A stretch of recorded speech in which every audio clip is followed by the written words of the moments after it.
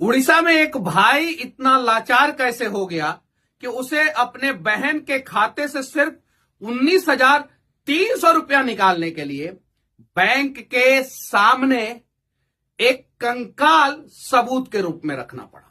और कंकाल भी किसका? 2 महीना पहले उस भाई की मर चुकी बहन का। और कंकाल कैसे लाया वो भाई?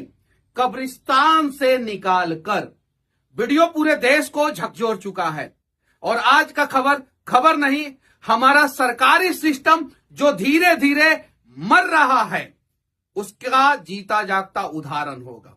आगे बढ़ने से पहले मैं ये आप लोगों से विनती करना चाहता हूं कि इस वीडियो को शेयर कीजिएगा और उस तंत्र तक पहुंचा दीजिएगा जो तंत्र गरीबों से सबूत के रूप में कंकाल मांगता है और विजय माल्या को 20,000 करोड़ रुपया लोन देने से पहले सोचता नहीं है। यह वही सिस्टम है जो एक गरीब को 1 डिसमिल जमीन तक नहीं देता है और अडानी को 1 रुपया प्रति एकड़ के हिसाब से जमीन दे देता है।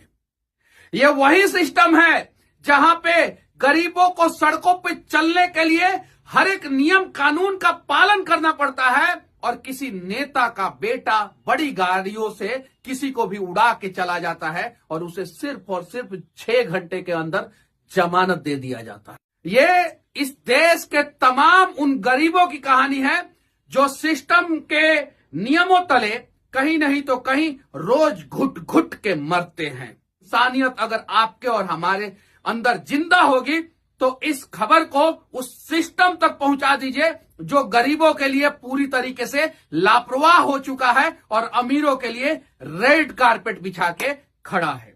भारत के सरकारी तंत्र का नियम और कानून गरीबों के लिए पत्थर की लकीर बन जाता है और अमीरों के लिए कागज पर पेंसिल से लिखा हुआ चंद वर्ड जिसे वो जब चाहे तब मिटा देते हैं, लेकिन गरीब उस पत्थर की लकीर को कभी पार नहीं कर पाता है।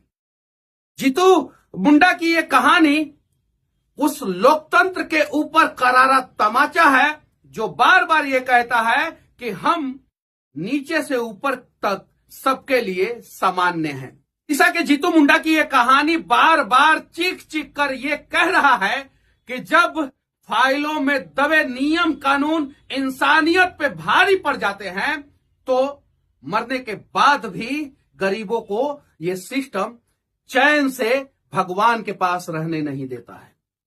एक भाई के नाते मैं आप लोगों से कहना चाहता हूं कि शेयर कीजिएगा इस वीडियो को, वरना अगली बारी किसी की भी हो सकती है। जय हिंद।